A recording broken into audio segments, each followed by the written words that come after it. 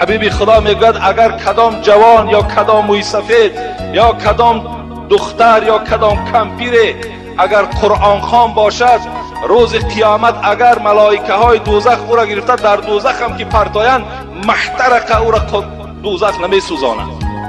حتی حبیب خدا چی میگوید؟ میگوید لو جعل القرآن فی اهاب ثم القی فی النار محترق. همینش برای شما باید بسنده باشد. در هر پوستی که در هر دلی که اگر قرآن جایگیر باشد، دوزخ او را سوزانیده نمیتواند. خوش به حال اون جوانهایی که امروز قرآن خوان هستند. انا اونا را من جوانهای پهلوان و با غیرت میگم.